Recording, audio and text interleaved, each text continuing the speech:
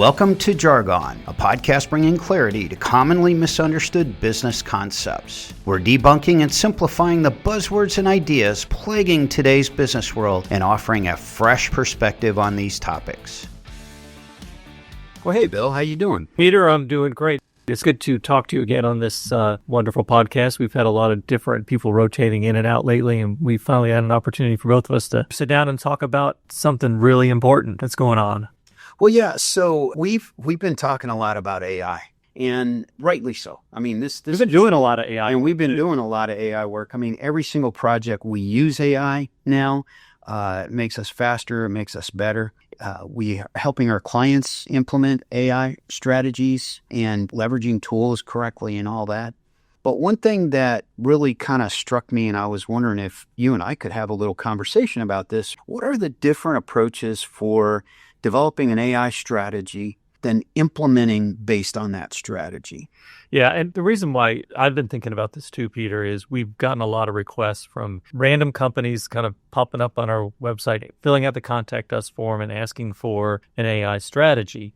And in our discussions with them, I almost feel like in some cases, they don't know what they're asking for. So there's a lot of education we're providing to them up front to help them understand the context of this. And that's really also, I think, the context of this discussion. So if you're a company that's thinking we need an AI strategy, this is the discussion that I would start to have with people. So I think this is very timely. Yeah, this is perfect. And, there's, based on our estimation and our discussions, there's like 3 different ways to kind of do an AI strategy. Now, we have our preferences to what's best, but based on, overall corporate strategy and maturity of IT, maturity of the company, any one of these 3 might work, even though I'm going to say that the first 2 we're going to point out are probably suboptimal. But I think there's also a hybrid approach, and we're going to kind of talk a little bit about the different approaches. And I think, Peter, the first one we're going to talk about is the big binder AI strategy, for lack of a better word. Right. The firm comes in with a big binder of generic use cases for your industry, sort of. And here are some generic tools that you might be able to use to implement. Sounds good, but man, there's a lot of hair on that. Well, I think the challenge with that is it causes a lot of fatigue for the organization. They come in with a long, drawn-out process. It looks really good. It reminds you of MBA school when you look at it and you go, wow, this is going to be just like going back to getting my MBA again. And it's a long process where they're taking you down a journey that may or may not work for you, but what we're finding with a lot of companies is they're walking out months later with this big binder and nobody really knows what to do with it. And everybody, it's like the Spider-Man meme. They're all pointing at each other. No, engineering, you're going to do this. Accounting, no. IT, no, you're going to do this. It's a waste of time in a lot of cases. Right. And to be specific, this binder there's generic use cases. And then based on those generic use cases, here are some of the tools that we've actually already developed, the consulting firm will say, that you can use, but it's not context specific. In other words, it's not specific to you.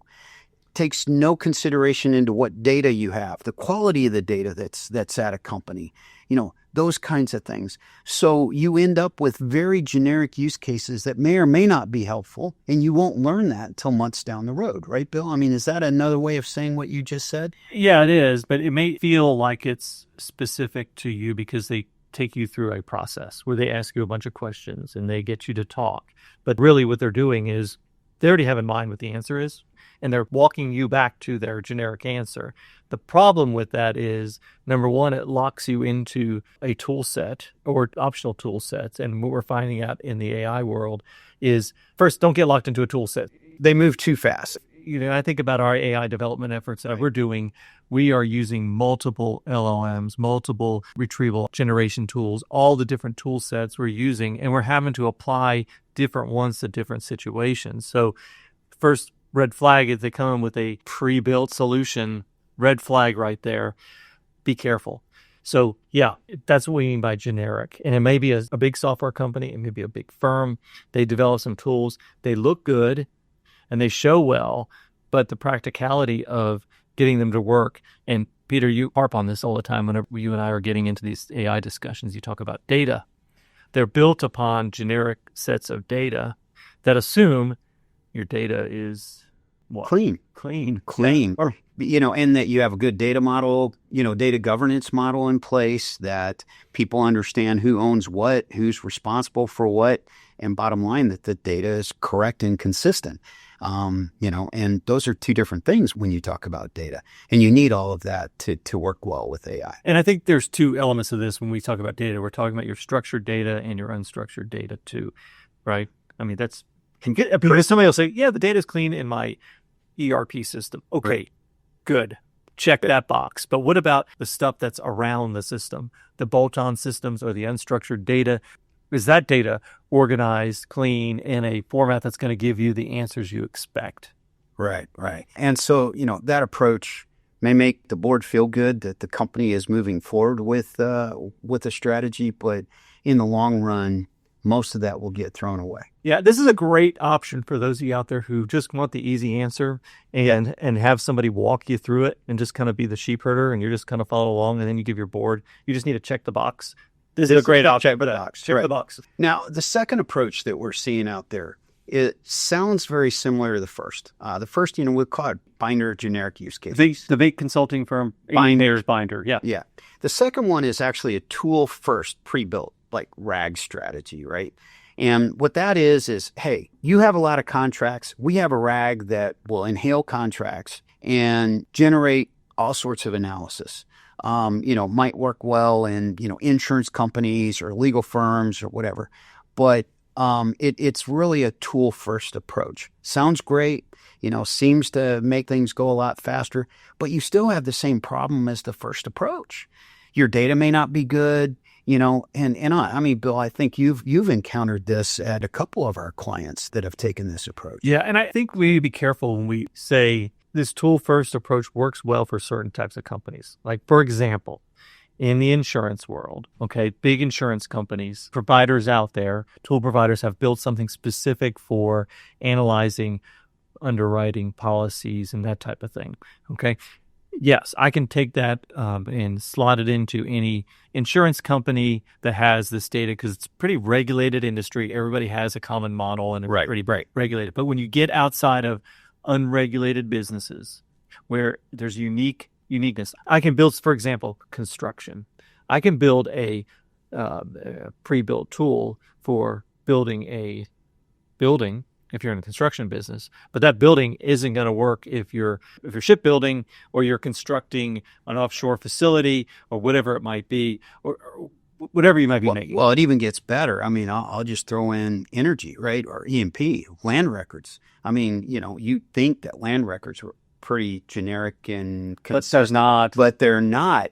And so anybody that comes to you with a pre-built quote unquote RAG or set of tools that says, hey, we'll be able to analyze your land records and, help you through the revenue cycle and the like, not happening. The issue with that, Peter, I think what you're getting at is that those are pre-built. And so you're going to spend some money on something that's been pre-built. So anything you want to do that's specific to your company, you're going to have to customize. Well, yeah. And it also locks you into using that particular consulting firm. I mean, it's like... Or technology firm. Or technology, the software company. It's like, once you go Microsoft Office, man, you are beholden to Microsoft forever. Maybe a good thing, maybe a bad thing. But, when it comes to how fast AI is moving in the market, I wouldn't want to get locked into a particular tool set because I'll tell you, the minute you implement, something else better has already come along. Yeah, and it's like with any system, if anybody's been through a ERP implementation, you know that there's unique aspects of your business that you need to tailor something to. Now, here's the dirty little secret, though, okay? When you think about these pre-built tools, you might go, well, it's pre-built. Yeah. Wow. Here's the interesting thing. Pre-built in this day and age, we're developing models in-house, but we don't have coders doing it. That's a little secret. We have people that are using coding models out there that are basically taking voice or written instructions and building that code for us. And so we're able to, in a very agile manner, not to overuse that jargon, but very quickly develop those models that are specific to the challenge we're trying to address. So the old mindset was we don't want anything custom in our organization because it takes too long to develop and support and do those. That's not true anymore. Right. Which actually leads us to the third approach. There was an article out there about a month and a half ago that said the companies that are most successfully using AI, they take an engineering mindset and kind of a context-aware approach. What does that mean? That sounds very jargony, Peter. Right, it does. The way But you just described it. We have people who have never seen a line of code in their life developing our massive ERP Go tool set that's very specific to helping us create all of our deliverables very quickly and giving our clients, high quality service. But what it is it's teaching your people internally how to use these tools and to stay ahead of what's happening in the AI world and certainly what's happening in your business environment to keep you ahead of the competition. I think the key to that too, though, is I know you use engineering mindset and context aware, but also that flexibility. And I'll give you an example. Yesterday, I saw on our Slack message board, they were going back and forth on which tools are they using for code development. And they're going back and forth, a couple of our folks. Well, I'm using Gemini, I'm using Claude or whatever, OpenAI. And they go, well, I found this. It's changing. Everything's changing so quickly. We're having to be very adaptable too at the same time. Right. So we have to be careful when we use the word engineering mindset. But I want to dive into that a little more with you. When you say engineering mindset, tell me what that means to you. What that means to me is that you don't just use the tool blindly. What you have to do is, from an engineering mindset, is you step back, you develop your strategy. It's basically like you're creating a blueprint essentially for a building and then building that building. So when I say an engineering mindset, most people would say, hey, we're just going to build a building. Let's go hire a bunch of people to go do that. And, we'll sign off on the blueprints. And then, we're going to hire a general contractor. They're going to build, they're going to actually go through, manage the foundation pour, et cetera. In the new world with these tools, we can do all that internally. Yeah. And I'll give you an example. So when we're building out our ERP Go tool set, AI tool set that we're using internally, we actually very quickly built the blueprint first and said, this is what we wanted to do. And then that took us a couple days. That was not it was like, here's the blueprint. Now go build the blueprint behind it. So we used AI to help develop the code to build that blueprint. So we're not sitting there messing around trying to build something. It was within a couple hours, we had that blueprint ready for you and I to review. And then we were able to give people very specific instructions around what that needs to look like, all the way down to, when you say engineering mindset, the tensile strength of each of the girders and what type of windows we're going to need, and all those specifications we had very specifically built out. But it had the end in mind. It had the strategy and end in mind. So we constantly, through the process, we're asking, where are we going with this? What are we trying to do? Because we discover new opportunities as we go through that AI development process. And then we always have to step back and say, okay, what's our goal? Where are we going? What's our strategy? And sticking with that strategy along the way. Right. And more importantly, what we could do is, as we build, as we go, we know what data we have and where are we going to retrieve that data? Who owns that data? So it wasn't as if we got this pre-built tool and then we had to create data or clean up data. We could actually use what we had and move forward without going through that type of headache, which the other two approaches would make us do. No, you're absolutely right. But then you use this word context aware. Is that? Well, when I mean context aware, is what you need to do is anytime that you have a generic solution, it may or may not work for you. When I say context aware, and I apologize using jargon, what I really mean is, what do we really want from a strategic perspective? What are we looking for? And let's make it specific for us. This ERP Go would not necessarily work for any other consulting firm. Nobody else necessarily understands the way that we create our deliverables, why the deliverables are important, how they link together. And, the deliverables that we create in selection are used in implementation. That's what I mean by context aware, is understanding that if we start here, where are we going and how are we going to get there? And then what are the tools that we're going to use to get us there? That's what I mean by context aware. Because if you just get a generic tool set developed by somebody else, you're really at their mercy. You have no idea. You may have a beginning and an end in mind. How you're going to get there, that journey in the middle, you have really very little idea. So let's talk about how because there's I think there's a hybrid approach a little bit too. I mean, I know we talked about this binder approach. You still need to have something on paper that says, here are the things we're going to go do, and it's prioritized, and it's got some strategic intent behind it, right? Correct. Okay. Second, but I also need the execution with that, Right. of how am I going to deliver and what are we going to do from a technical perspective and how we're going to do it. Let's talk about the how. And I'm curious to get your thoughts on okay, how I'm a company, I'm sitting here going, how do I get to the point of developing that strategy quickly so I'm not mired down in big consulting fees and all that kind of stuff? Yeah. So, the approach that seems to work very well in that area is you start by educating a group of people, bring your best and brightest kind of in a room, educate a group of people. What is AI? Okay. And what's your strategy for AI? And what I mean by what's your strategy for AI, are you trying to improve process? Are you trying to develop something that's going to give you a competitive advantage in the market? What are you trying to do? Educate that group, then facilitate that group through to develop use cases. And where you do is you bring in somebody like us, not trying to sell us, but you bring somebody like us. We've done this before. So we can tell you what's a realistic use case and what's not a realistic use case. But let people just do mind dumps of what would they want to see. How would they like their world to be better by using these tools? You prioritize those very quickly. And by the way, that's like a 2-day workshop at the most, right?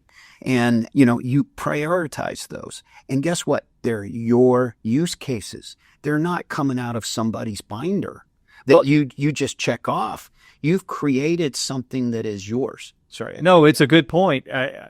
Peter, what we do with one of our clients, we actually had a day workshop where we basically brought in key executives and some other smart people in the organization. And, right. They're up and comers. We had them all in a room together. We facilitated a day-long workshop. Basically, at the end of it, they had their AI strategy. So it started out with what's your company strategy, goals, objectives, what are we trying to achieve, and then ends with that AI strategy. Spend a couple more days refining it, but coming up with that, I'll call it binder, but it's a fit-for-purpose binder for your company that, number one, if you need to show the board or somebody something, you have that. That's it. And you need to communicate it with people to say, this is what our goals are and our intent and guiding principles around our AI and what we're going to do with it. So people aren't freaking out when you come and say, we're going to do AI stuff. Have that consistent message, have a good change management strategy, have a good understanding of what data challenges are going to be ahead of you and how are you going to address them, and develop that roadmap and do that in a 2-week time frame.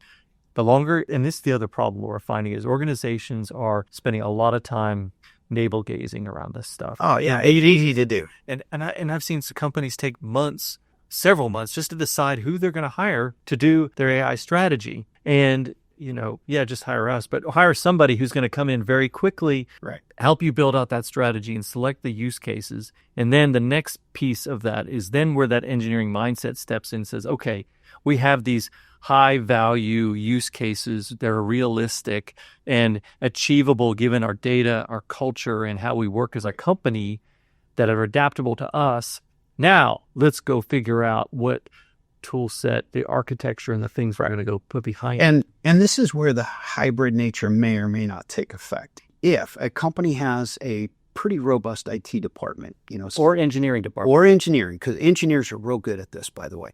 So a robust IT or engineering department, very quickly they can learn how to build this. Okay, they can actually use AI, ChatGPT, Gemini, etc., to figure out how to use this and build this. If not, then this is where you might want to hire a firm who is very good at implementing AI solutions, but not stuck. I repeat, not stuck to a particular tool set.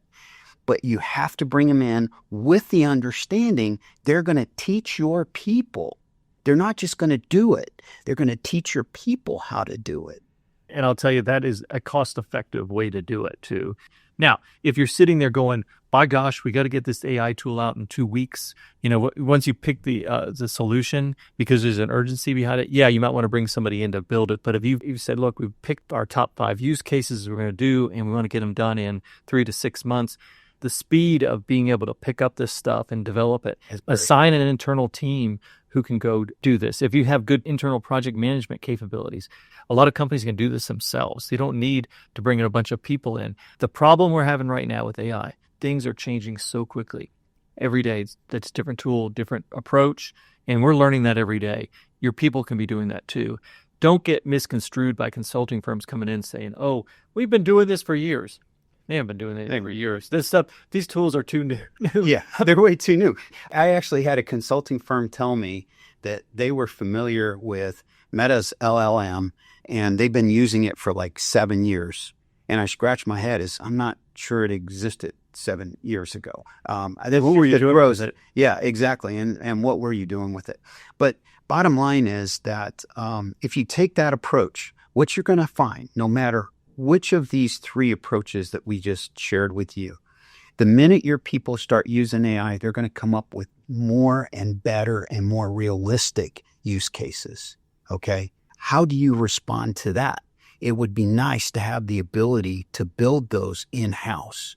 This is truly where having somebody in engineering or in IT that will help facilitate all of this. Because the more you use it, the more efficient you're going to be and probably the more competitive you're going to be. Right. And the one thing you just brought up there is you're going to identify more use cases as you go. Part of that is that you need a process and a governance process for managing intake and the identification of use cases, because in a lot of cases, an engineering department or a sales department might come up with some ideas that impact finance and IT, that you need a good process internally for managing that. Exactly. And I would suggest to you that any large company should have a governance model around that, for any IT type activity. But yeah, I agree. You need that governance model.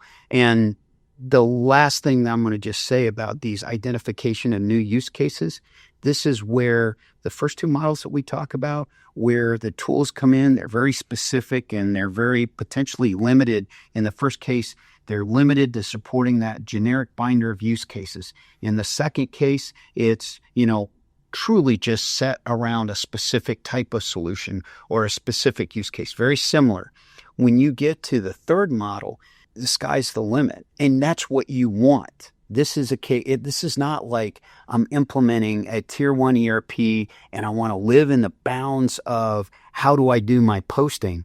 I want to take advantage of AI as broadly as I can to, help improve processes and make me more competitive in the market. So this has been a pretty long podcast. But but Peter, let's sum this up. Get to the point of developing your strategy quickly, like in a couple weeks. Get it done quickly.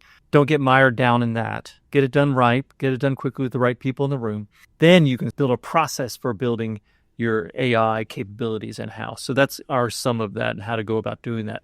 If you guys ever are listening to this thinking you want to have a serious discussion about this, glad to do that. Just go into Trinergy.com and you can go to our Contact Us form and hey, I want to talk to you guys about AI. Glad to do that.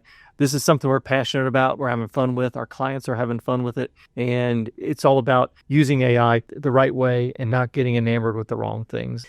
Thanks for listening.